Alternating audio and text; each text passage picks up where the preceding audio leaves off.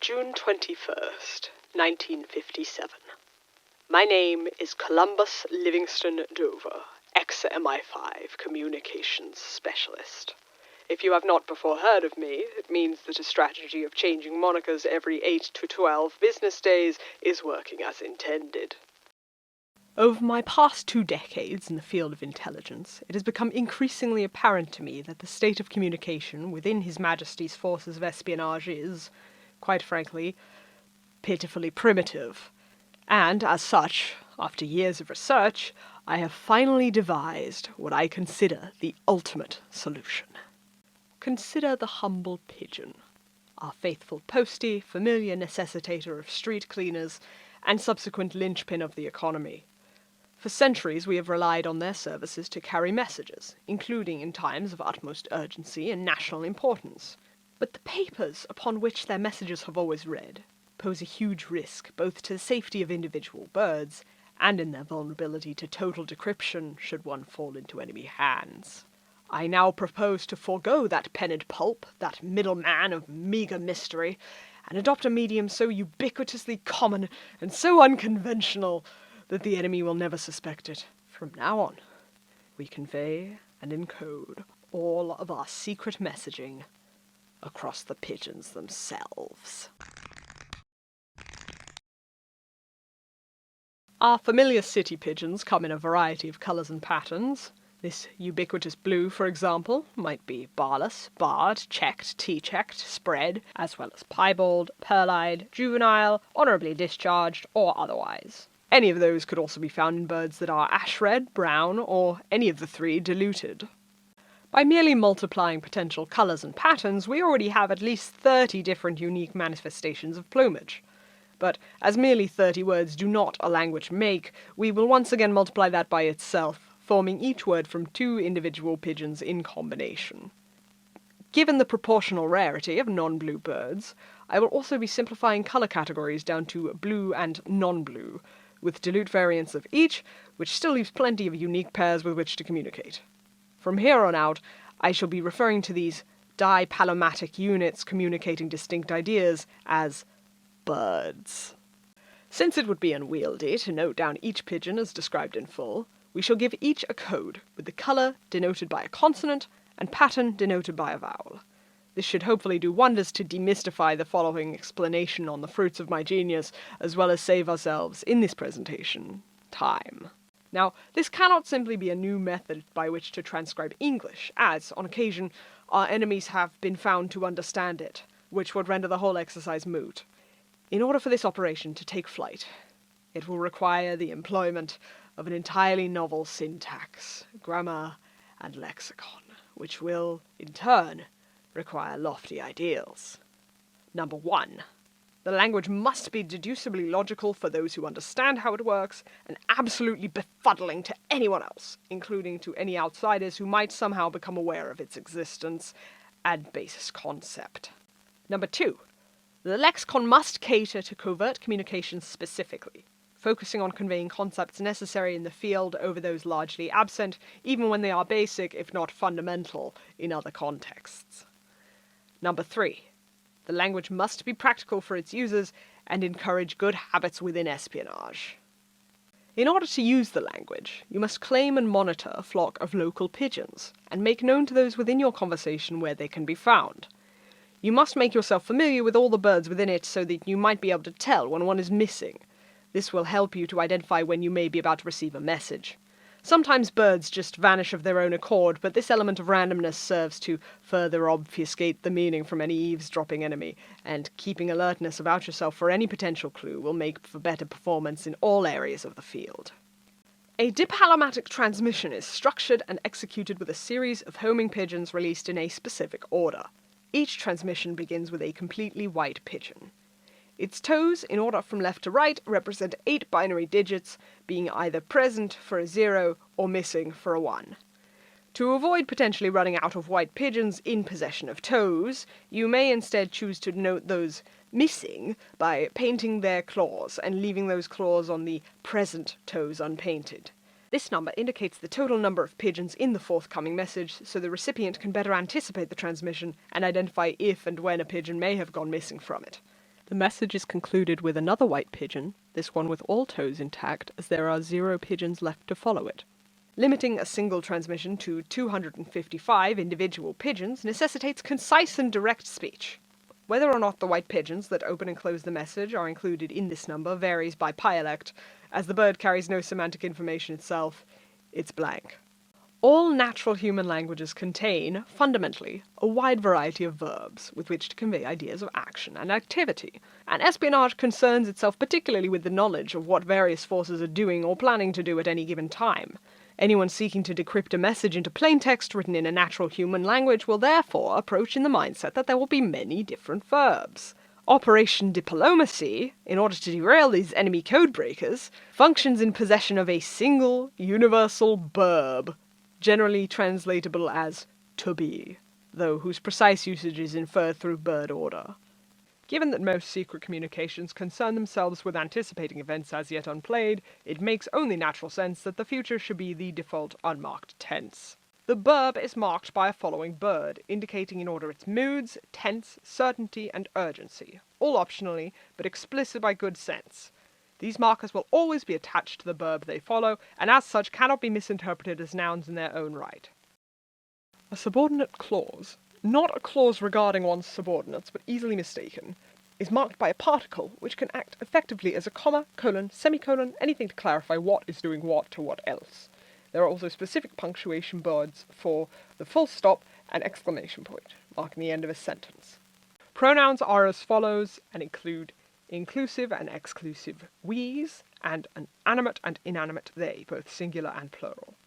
There is no grammatical gender distinction or any gendered nouns, as such a thing seems unnecessary as, if you remember from several previous and conclusive reports of mine, women are not real. The nest is a sort of verbal bracket that the language makes several usages of, given its limited inventory, to expand its scope beyond base ideas to specific names, dates, times, loaned verbs if you really must, as well as grouping nouns to serve as a single unit within a phrase, such as fish and chips. For example, the feathers are purple and green, like so, implies that within the group of feathers there are some that are purple and some that are green. By applying the nest to specify that the feathers are open nest, purple and green, closed nest, we can specify that the feathers are, homogeneously, all both purple and green at once. If you must borrow a word from English or one of its contemporaries, if it is a distinct personal name, or if you cannot for some reason figure out how to use the system as intended, you can use a proper noun or loan nest and spell it using birds as they appear in the alphabetical chart I have created, ordered by English letter frequency. You may notice that C and Q are missing. You will simply have to make do with variations on S, K, and W. Undercover, you will need to be used to shortages of things you'd otherwise take for granted, or risk cracking under pressure and putting everyone you know in danger. A loan verb, if you absolutely must use it, must be provided in its most basic root form. If this renders it ungrammatical, by tense for instance, you must then contain the whole loan nest within a correction nest, to indicate to your recipient that you are not simply an uneducated bumpkin. This goes for any necessary misspellings of names or loanwords as well. Other miscellaneous functions include piebalding on a pigeon will mark a noun as plural, the verb as a question, and an adjective as comparative, with its own noun being more intense of quality than whatever it's being compared to. Using a juvenile as opposed to an adult marks the phrase as an entry in a list, much like a bullet point. Foot feathering on a noun functions as the genitive/adjectivizer marker previously mentioned, and a pigeon carrying a paper message, its contents irrelevant and ideally misleading, negates. These additional indicators are applied on both pigeons in a single bird, which helps clarify the pairs and make it more obvious when a bird may have gone missing somewhere. If you're missing the pigeon from your flock necessary for a message because it lacks one of the additional qualities, you can send a white pigeon with that quality immediately afterwards to apply it to the previous bird. Just try to avoid this resort too close to either the beginning or end of a message to avoid potential confusion over bird count. The medium requires some knowledge of technique and of the biology of the pigeons themselves. Pigeons mate for life and are very doting and dutiful parents, and will wait for their mate to return before leaving their nest. You must send your message in time for all adult pigeons to be home within 3 days of their initial kidnapping, because their mate could very well sooner starve than leave their eggs or squabs unattended. This ethical limitation encourages urgency and punctuality, vital qualities in the field of espionage. though it may require that you make several staggered visitations to the recipient's flock over several days. Of course, if the individual is obviously too young to have mated and produced offspring, to hell with it. In the most extreme of circumstances, you may send your recipient instead a dead pigeon in the post of any variety, though blues imply condolences, ash reds imply a good scolding, whites imply indifference, and browns imply your complete and utter mortal terror, much as one's trousers. Recessive red pigeons are not necessary to everyday speech, as they are rare, and most flocks will not have any. However, if your recipient's flock is lucky enough to contain one, you will be able to communicate with a single pigeon. Thank you for your understanding as I repeatedly kidnap your local pigeons. I am not one to be caught on camera, but I believe in my creation, and shall be making an appearance as proof of that faith. Without further ado, a demonstration. Here we are, at the location of my hypothetical fellow agent's flock, and I've just spotted the individual we need to form half of the bird for operation, which is a beautiful blue bar, like that one.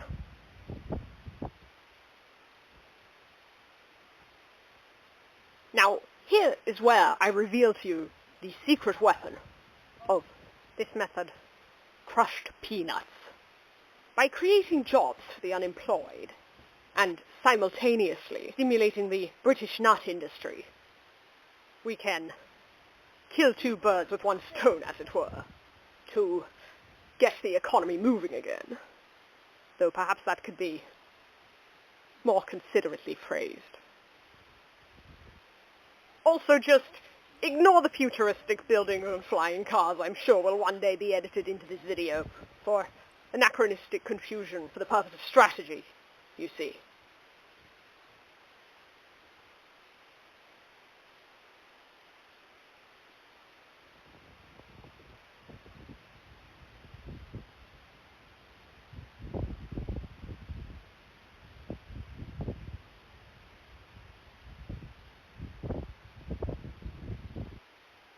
Now, my father always said that you should never trust a man who can't even remember to put his cuffs on in the morning, but I have done this quite intentionally, as I knew that I would want to roll up my sleeve, for you see I came prepared.